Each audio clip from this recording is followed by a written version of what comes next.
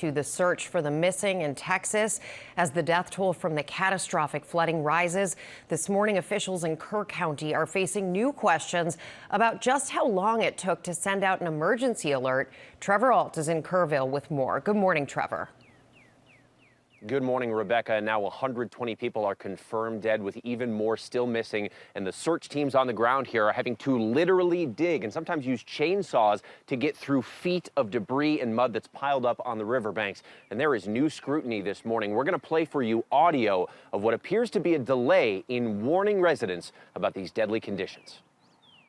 This morning, stunning new audio from the moment's deadly flash flooding started ripping through the Texas Hill Country, suggesting critical real-time delays in warning the most vulnerable communities. Our affiliate KSAT obtaining recordings of a first responder at 4:22 a.m. July 4th, asking an emergency alert be sent out to Kerr County residents, but the dispatcher was hesitant. The Guadalupe Shoemaker sign is now underwater on Highway 39.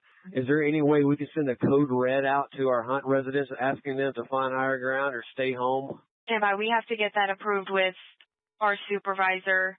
But that code red, which pushes an alert to cell phones, wasn't sent out for another 90 minutes. Some not until 10 a.m., too late for hundreds already underwater.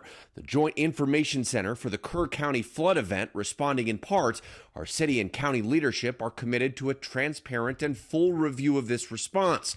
But our entire focus since day one has been rescue and reunification. At an earlier press conference, the sheriff pressed on the delay. Those questions are going to be answered. I believe those questions need to be answered to the family of the missed loved ones, to the public. Rescue efforts are now into day 7, with more than 150 people still missing. Volunteers from all over the country combing through the aftermath. We saw this rescue team from Florida. This is a close look at what these rescue teams are dealing with. The dog picked up a scent down here, but there's so much debris and mud piled up. Right now, these teams are using chainsaws to cut through some downed trees. They're trying to dig through hopes of finding a person. But after all that, they found no one. Jeeper Ragsdale took us inside what's left of Heart of the Hills Girls Camp. I mean, this is just wreckage. The office now gone. These cabins ripped away, only a door frame with girls' handprints left standing. Fortunately, the camp wasn't in session, but his sister Jane was an owner here for nearly 50 years. She was genuinely one of the nicest people you could meet.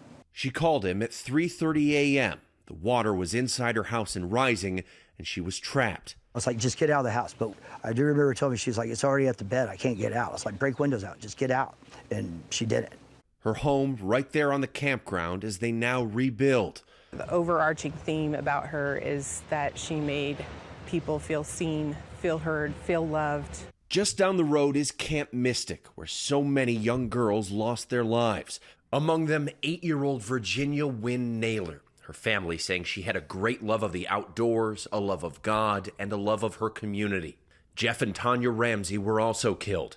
They used their final moments warning their loved ones about the storm.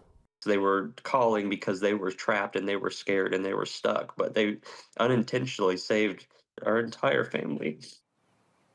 And while officials stress their entire focus right now is on rescue and reunification, Texas Governor Greg Abbott has scheduled a special legislative session for later this month that will be focused in part on improving warning systems for these kinds of deadly weather events. Will? A lot of questions to sort through, Trevor. Thank you.